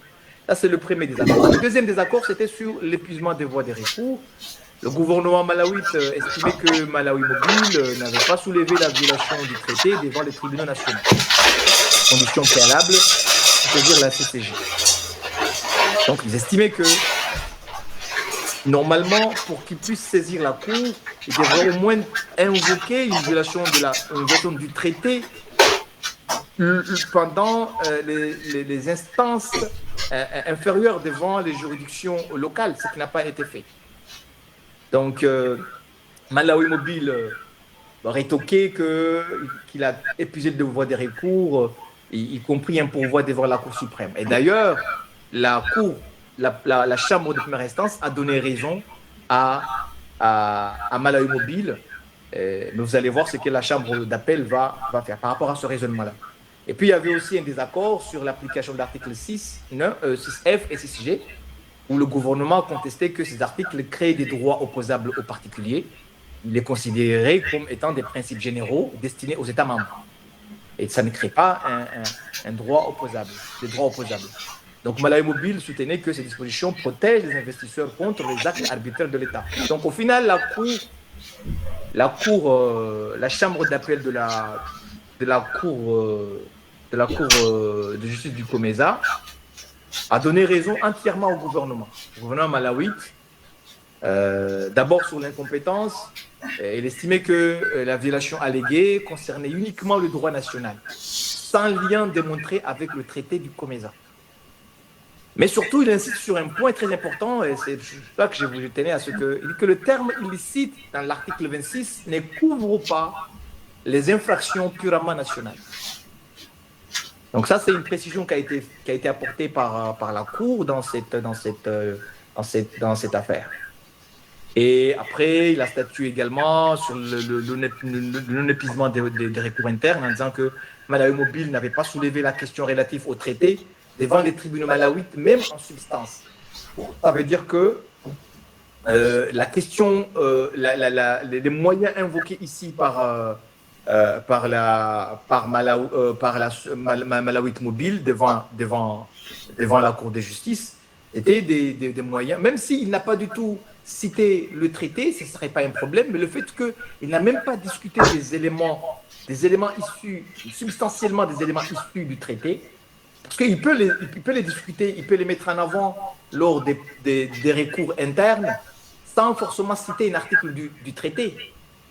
Mais pas seulement qu'il a cité aucun article du traité, mais en même temps, il ne les a pas du tout discutés, des moyens qu'il évoque ici, il ne les a pas du tout discutés substantiellement dans les voies de recours internes. C'est ce qui fait que la Cour a estimé que l'article... Bon, il a estimé que les voies de recours n'étaient pas du tout épuisées.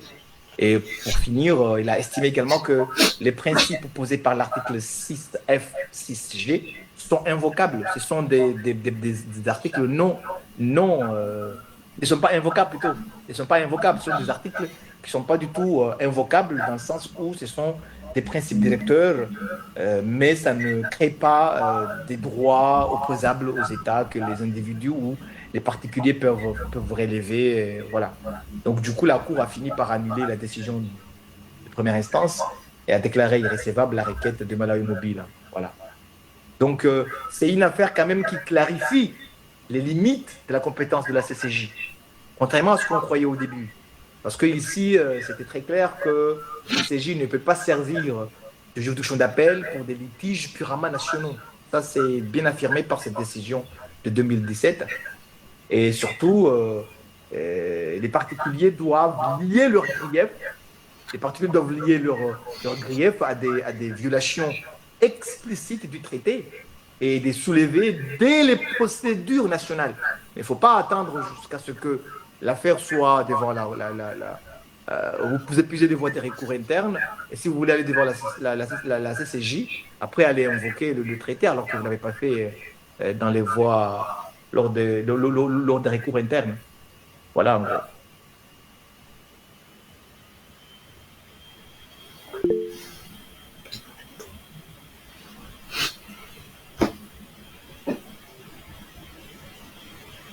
Président, je pense que mon confrère n'est pas du tout disponible. Je peux y aller. Hein.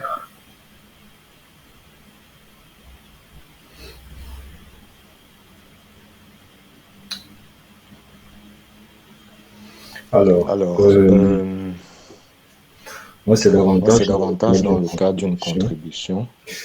Tout à Tout l'heure, à l'heure, lors de lors de l'exposé, l'exposé, la Cour de la justice Cour du de justice Comesa a du été Comesa a été présentée présentée comme euh, euh, une une juridiction juridiction dont la spécificité spécificité se, se pourrait pourrait s'analyser s'analyser dans dans son son organisation organisation interne, à interne, à savoir savoir une une chambre chambre de de première première instance et une chambre instance et une d'appel. chambre d'appel. Je tiens quand même Je à tiens quand même à souligner que souligner que la Cour de la Cour justice de de la justice de la Communauté Communauté d'Afrique d'Afrique de de l'Est l'Est présente le présente même format.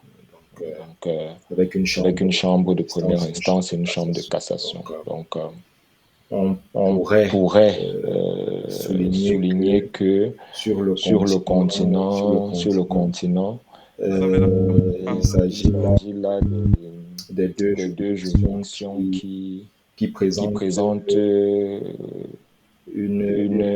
un un visage visage hiérarchique, hiérarchique, contrairement contrairement aux aux juridictions supranationales supranationales de, de l'espace l'espace francophone francophone qui laissent qui laisse entrevoir entrevoir une figure davantage concentrique, concentrique, organisée organisée autour autour de de plusieurs plusieurs formations, formations, notamment notamment dans le cas de la CEMAC, l'Assemblée plénière, plénière, la chambre de la Chambre de conseil, conseil, l'Assemblée ordinaire et autres. Ça, c'était Ça, sur le c'était sur le premier. premier point. Je vais Je vais revenir sur revenir sur la préoccupation du préoccupation du modérateur modérateur tout à l'heure qui soulignait un soulignait un peu peu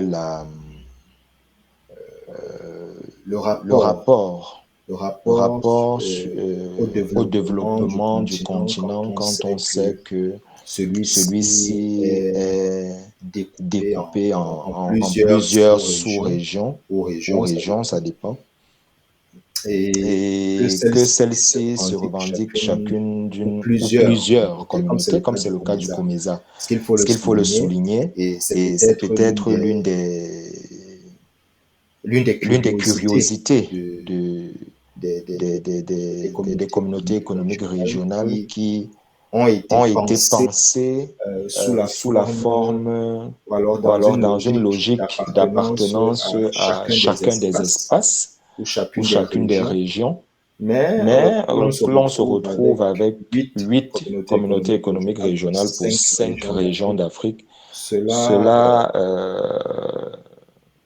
était, était, pouvait cela pouvait dénoter dénoter du du fait que les unes les unes se marchent sur marchent les sur autres. les autres. C'est le C'est cas le cas exactement exactement avec le avec le COMESA où COMESA où nous nous avons avons une seule une seule qui communauté regroupe qui deux regroupe deux espaces, espaces, l'Afrique l'Afrique australe et australe et l'Afrique l'Afrique orientale. orientale. Alors même Alors même nous que avons nous une avons autre une autre communauté qui est la communauté qui est la communauté communauté d'Afrique de d'Afrique de l'Est l'Est qui est qui est censée ne censée ne s'intéresser s'intéresser qu'à la qu'à communauté, la, qu'à la qu'à la région région Afrique Afrique orientale. orientale. Donc, On a cette on a cette difficulté-là et difficulté-là s'il et faut s'il faut revenir revenir au au sujet sujet ou ou alors alors à la à la thématique du thématique du jour, jour, on a un on a un pays comme pays la comme la RDC. RDC. On a un On pays a un comme la pays comme la RDC RDC qui est qui est aussi aussi bien, bien, je je pense, pense, hein, si mes si mes souvenirs souvenirs sont sont exacts, exacts, le le pays pays qui qui a le a le plus plus d'engagement d'engagement communautaire communautaire sur le continent africain.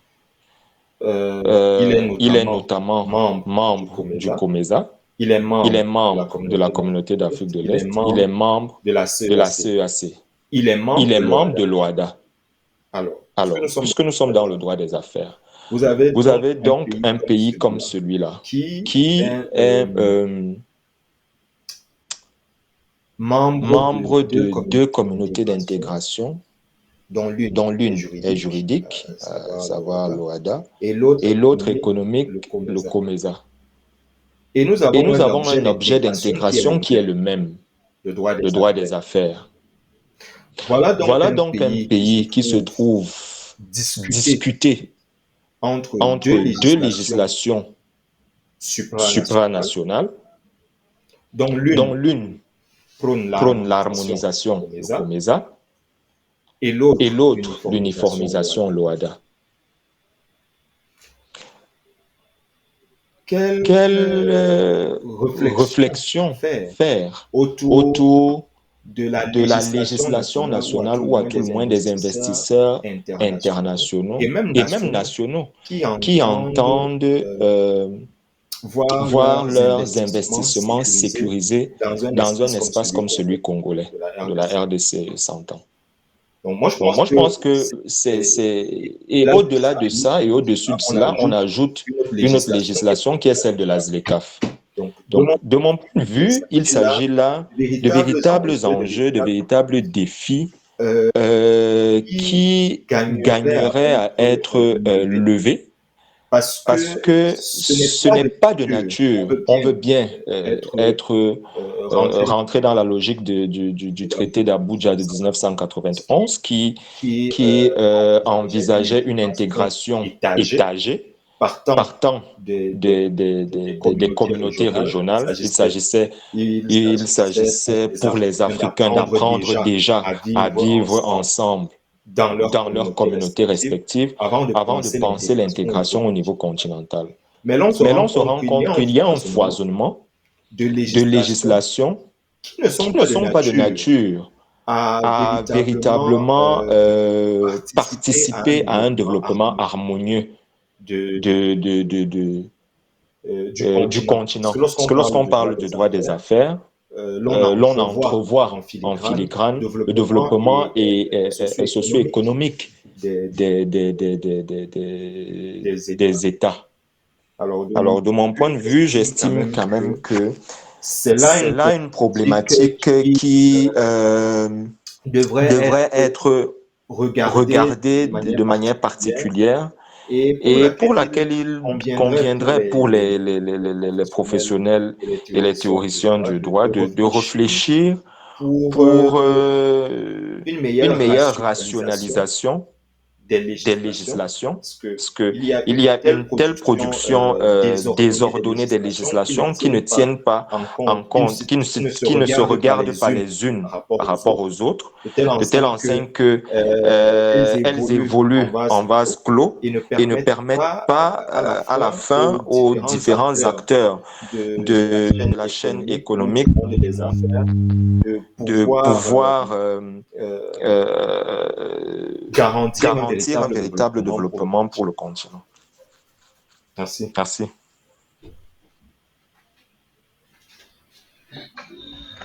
Merci, Président, pour cette brillante contribution. Donc, nous espérons qu'elle fera l'objet de débats sur la table dans les prochains jours.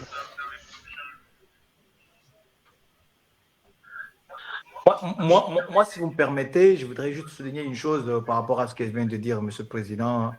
Effectivement, je suis entièrement d'accord avec lui, surtout la contribution qu'il a fait. Et je ne savais pas, en fait, là, il vient de m'apprendre que la Cour de justice et la communauté de l'Afrique de l'Est, sa juridiction est également composée de 2 chambres. Mais sur le deuxième point, il faudra d'abord qu'on comprenne déjà le contexte dans lequel on a créé le COMESA. Moi, je pense que le COMESA, à l'époque, quand on a adopté le traité d'Abuja en 91, c'était la communauté du côté de l'Afrique de l'Est qui rassemblait. Enfin, à l'époque, on ne l'appelait pas COMESA, on l'appelait plutôt la ZEP, la zone de libre-échange préférentielle. C'était la communauté dans cette partie de l'Afrique et qui était composée de plusieurs membres de la région et en plus qui avait la même vocation, je veux dire, qui tendait vers l'abolition des tarifs douaniers, donc la communauté dont on voulait créer à travers le traité d'Abuja. Et c'est la raison pour laquelle ils ont essayé de mieux cela en COMESA, parce qu'ils se disaient que dans la région, nous sommes les plus nombreux, donc on peut faire ça.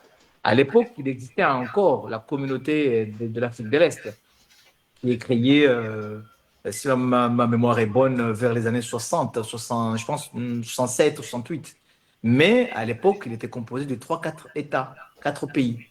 Mais seule la ZEP était composée quand même de plusieurs États membres de la région. À l'époque, la SADC n'était pas tout à fait la SADC qu'on a aujourd'hui. Il y avait une autre SADC qui était là, mais la SADC version actualisée, la version actuelle en tout cas, c'était en 92. C'est en 92, je pense que cela a été créé. Donc, du coup, les intentions par rapport à ceux qui portaient encore à l'époque le COMESA étaient les bonnes. C'était des bonnes intentions. Moi, je pense que le problème provient beaucoup plus du fait que on est venu interrompre le processus. Comme le président sait bien le dire, moi, j'ai beaucoup d'échanges là-dessus avec lui, pour nous imposer une ZLECAf. Et par rapport à la question de l'harmonisation, moi, je pense que toujours un moyen, parce que dans tous les cas, ces textes-là se rapprochent. On offre plutôt des possibilités aux différents membres de ces communautés-là, ou aux différents ressortissants de ces communautés-là, des membres de ces communautés, de choisir quelle juridiction ils saisissent. Alors, c'est vrai, ça peut derrière entraîner des dépenses, parce qu'il faudra que chaque pays contribue au fonctionnement de ces mécanismes, et ce qui sera un peu coûteux et au final finira par tuer ces organisations. Mais ça offre quand même des possibilités. Tout à l'heure, quand je parlais du dernier arrêt, enfin du dernier jugement, décision de la Cour, je disais justement que la Cour de justice du COMESA estimait que si vous n'avez pas du tout invoqué une disposition relative au traité dans les voies des recours internes, vous n'avez pas à venir saisir la Cour et dire que voilà, il y a une disposition qui a été violée alors que vous n'avez pas du tout dit clairement là-bas. Je pense qu'on offre des possibilités. Hein. Moi, face à un problème pareil, supposons un problème relatif au transport, au droit de transport, dans la commune, étant comorien par exemple, je peux, dans mes recours internes, faire le choix de citer une disposition soit du COMESA, soit une disposition de l'OHADA, pour qu'au final, je puisse atterrir en cas de recours devant une juridiction soit du COMESA, soit une juridiction de l'OHADA. C'est au choix des opérateurs. C'est au choix des opérateurs, et en soi, ce n'est pas mauvais, c'est mon avis. Le seul bémol, à mon avis, c'est le coût que cela entraînerait pour les États membres de ces communautés-là, qui se retrouvent à devoir cotiser pour l'OHADA, cotiser pour le COMESA, cotiser pour la zone de libre-échange tripartite, cotiser pour la ZLECAf, cotiser pour l'Union africaine. Je trouve que c'est vrai, c'est un peu trop. Non. Mais bon, si en dehors de cela, je pense que c'est plutôt plus avantageux.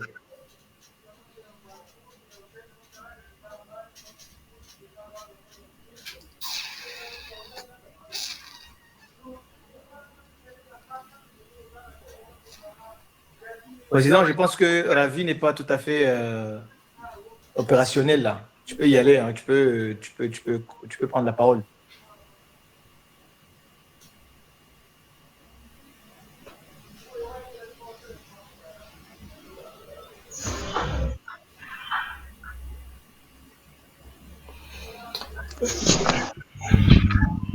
Oui, président, allez-y. Alors, moi, à titre personnel, je ne suis pas tout à fait d'accord. Je suis pas tout à fait d'accord parce que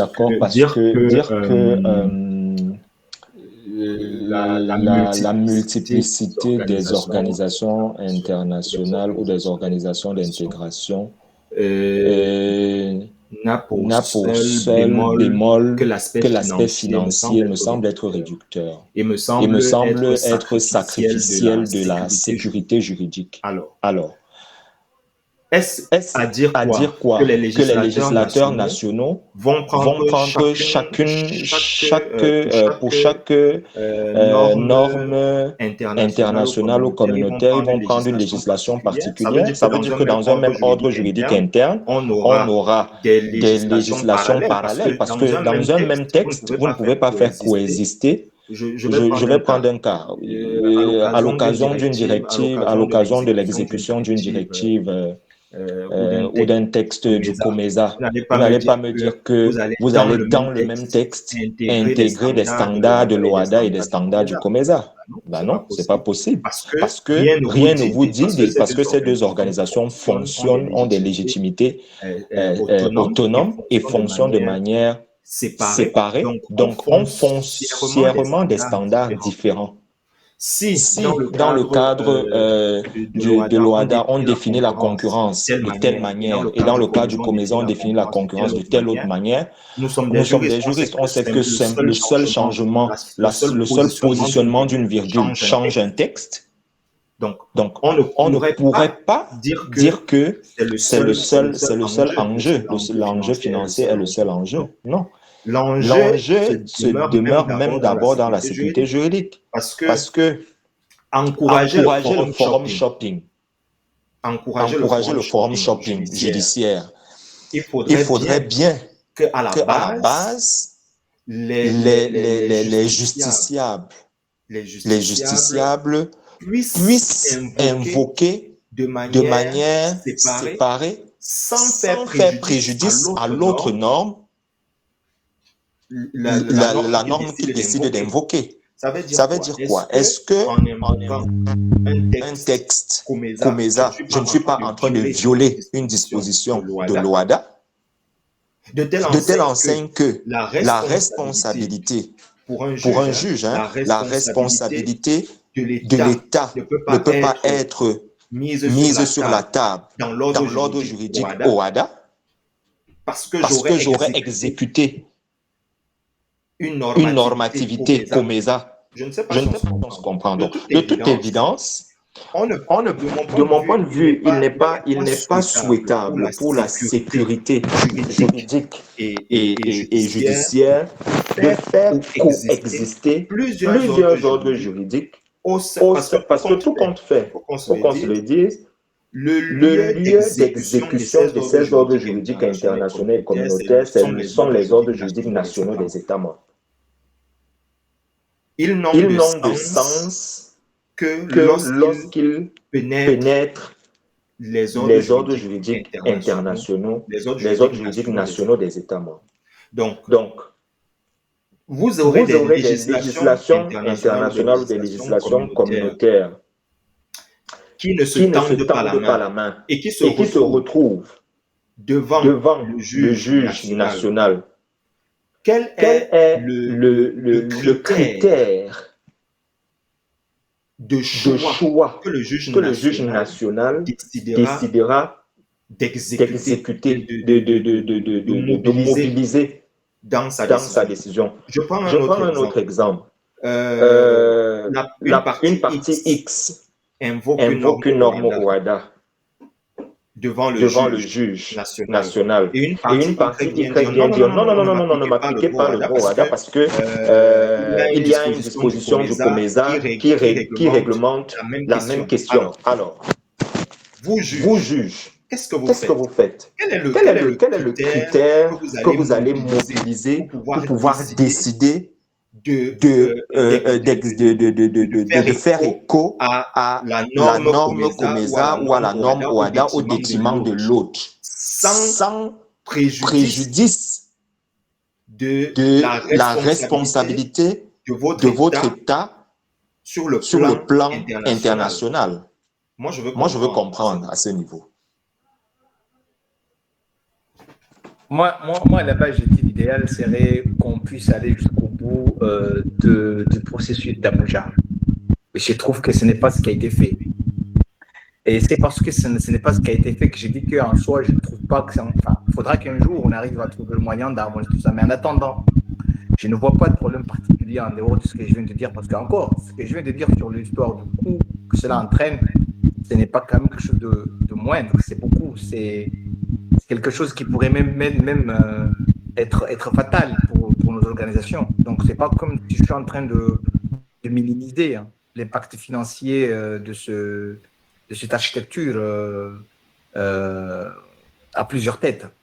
Donc, je comprends parfaitement, mais en même temps, j'essaie de relativiser et d'avancer en disant que, en soi, je ne trouve pas que c'est un problème, parce que l'exemple que vous venez tout à l'heure de citer, je ne vois pas pourquoi deux textes qui s'appliquent émanant de deux organisations différentes, l'un devrait exclure l'autre. Je ne le pense pas.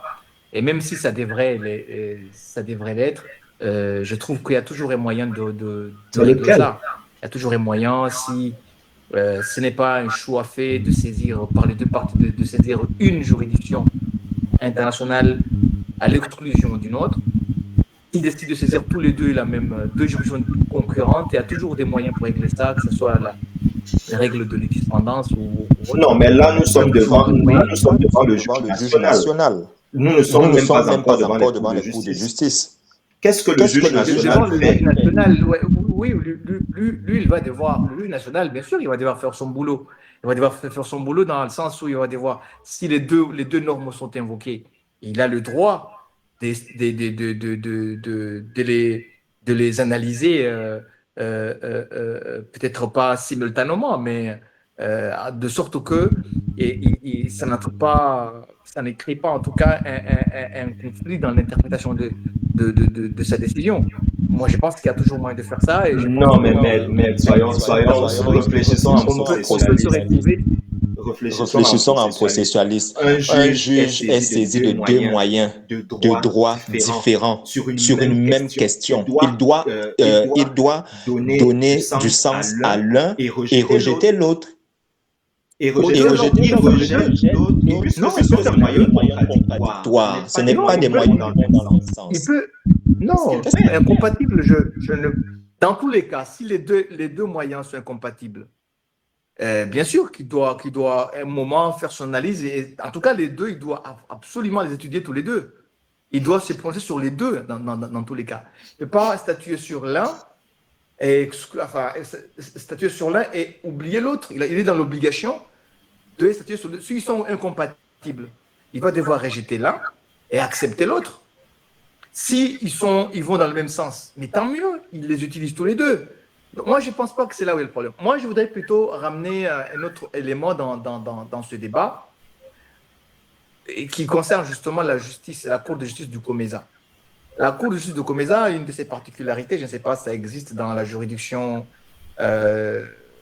communautaire de l'Afrique de l'Est, mais ici, dans le COMESA, le juge national, quand il est saisi d'un litige en rapport avec l'application du traité du COMESA, il peut saisir lui-même, le juge, saisir lui-même la juridiction, la Cour de justice du COMESA pour lui demander de prescrire des mesures conservatoires. C'est-à-dire que le juge national peut dire que je suis saisi d'une telle affaire et j'estime que vu les circonstances ou à la demande d'une partie, je voudrais plutôt, une partie voudrait par exemple que je prenne des mesures conservatoires et j'estime que la personne la mieux placée pour pouvoir le faire par rapport aux circonstances, c'est la Cour de justice du COMESA. Donc il peut lui-même renvoyer l'affaire à la Cour de justice du COMESA pour que la Cour de justice du COMESA prenne elle-même les mesures conservatoires et puis lui il continue sur le fond de l'affaire. Donc c'est quand même des possibilités ça offre en tout cas un spectre de moyens qui permet en tout cas, je pense, au lieu d'affaiblir la sécurité juridique, moi je pense que c'est plutôt, ça protège quelque part parce que ça offre des possibilités et comme on le sait, en général, quand on opte pour une telle juridiction internationale, on ne peut pas revenir sur une autre en général. C'est un principe, je pense, un principe général, je ne sais pas comment le qualifier exactement, mais c'est quelque chose qu'on rencontre très souvent dans les juridictions internationales. À part le principe de l'épuisement des recours internes, il y a aussi le fait que tu n'as pas saisi une autre juridiction pour la même affaire.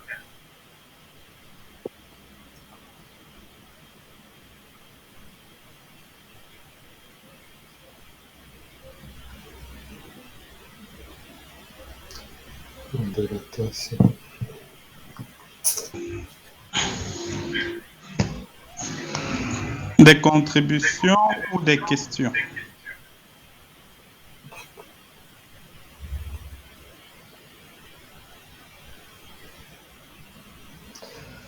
On peut couper.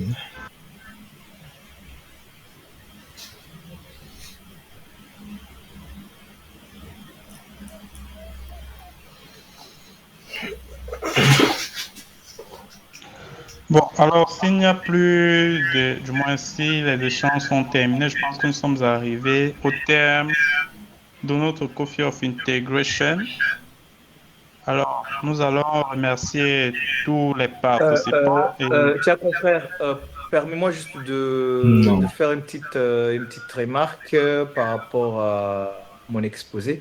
En fait, ce sont des choses qui n'ont pas de lien direct avec le thème, mais c'était juste par rapport à ce qu'on a vécu récemment, quand on a par exemple sanctionné au niveau de la CEDEAO, quand on a sanctionné le Mali et quand on a sanctionné le Mali, il y avait une polémique autour du fait est-ce que la Cour de justice de la CEDEAO est compétente pour contrôler les actes posés par la conférence des chefs d'État, qu'on estimait comme étant un organe souverain.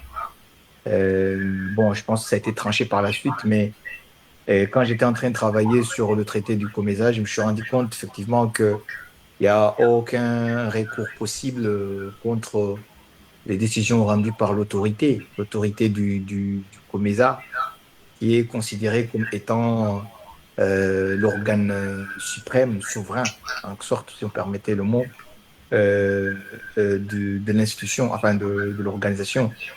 Et tous les recours prévus, que ça soit depuis l'article 26 jusqu'à l'article 25, il n'y a pas moyen de s'attaquer à une décision émanant de l'autorité. Il y a seulement les décisions qui peuvent être contestées, les décisions des niveaux supérieurs, c'est les décisions rendues par le Conseil des ministres, et pas le... Et cela s'explique parce que je pense qu'il y a eu quand même le système tel qu'il a été mis en place permet en tout cas de préserver les intérêts des uns et des autres, parce que derrière, il faut comprendre aussi que l'autorité, les décisions de l'autorité, c'est-à-dire on empêche un particulier de pouvoir s'attaquer à une décision de l'autorité. Par contre, les États ne peuvent pas le faire, et c'est tout à fait logique. Pourquoi? Parce que les États, ils ont un droit de veto. Tous les États, les décisions au niveau d'autorité sont prises par consensus. Ce qui fait que un État peut toujours s'opposer au lieu de traîner l'affaire devant la justice. Il a juste qu'à dire non, à refuser et à mettre son veto et à bloquer la décision. C'est suffisant. Et même au niveau du Conseil, le Conseil, normalement, c'est aussi la règle du consensus qui règne au niveau du Conseil. Sauf qu'au niveau du Conseil, si un ministre refuse d'avaliser une décision, la décision, elle est renvoyée à l'autorité pour une décision finale. Et là-bas, le pays a également un droit de veto. Donc, je voulais juste souligner ça pour dire que ici, les choses sont très claires, contrairement à d'autres espaces. Les choses sont vraiment très claires. Il n'y a pas moyen de s'attaquer à une décision de la conférence, ce qu'on peut appeler la conférence des chefs d'État, considérée ici comme étant, appelée ici comme étant l'autorité. Voilà. Juste ce petit point. Hein. Et je vous remercie. Nous vous remercions également, très cher confrère René, pour vos contributions assez enrichissantes et dont nous espérons que les différents participants ont pu retenir quelque chose. Bon, je pense qu'avant de clôturer, nous allons quand même passer la parole au président pour un mot. Monsieur le Président, you have the floor.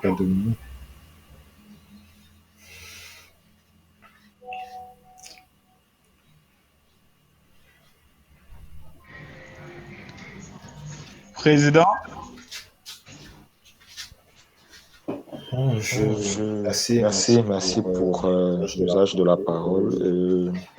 Merci pour cette intervention qui nous a permis pour nous autres qui sommes des ressortissants des espaces jadis francophones de l'Afrique, de pouvoir être intéressés à ce qui se fait du côté des autres espaces linguistiques, et cela permet toujours un enrichissement, parce que mieux connaître l'autre nous permet de moins le juger, Donc, nous avons été en contact avec cette cour et avec un un intervenant intervenant qui vient de loin, un un intervenant qui qui est un peu est un peu isolé, isolé parce que parce que détaché du continent. Les Comores Les Comores sont un archipel qui qui mérite mérite d'être de de rejoindre les autres peuples du continent. continent. Donc, Nous nous sommes la sommes la société société africaine par ma voix, voix. On est lui est gré de pouvoir accepter de participer avec nous à cette aventure de connexion de tous les peuples et de toutes les parties de l'Afrique. Je vous Je vous remercie. remercie et à nous revoir très bientôt. Merci, Président.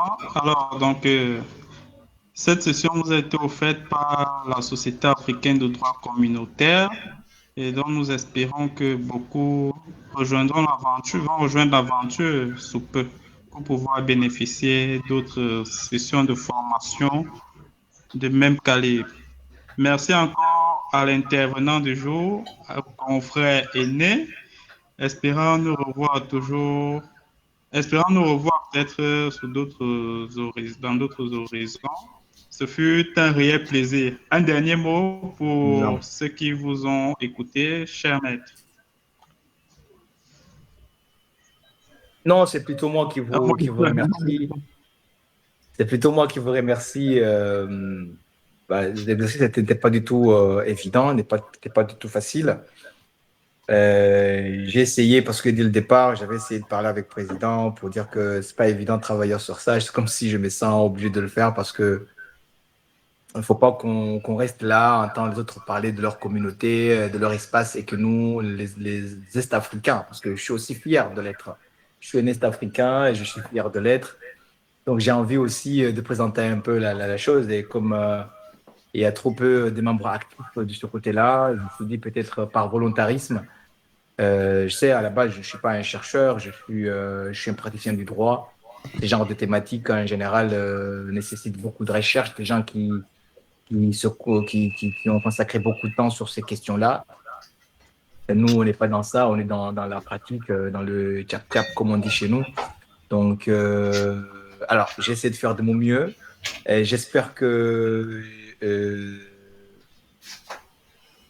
vous n'étiez pas du tout... enfin, j'espère avoir été plus ou moins à la hauteur, que j'ai réussi à transmettre quelque chose que vous ne connaissiez pas de notre espace. Merci encore une fois de m'avoir accordé votre attention et à la prochaine.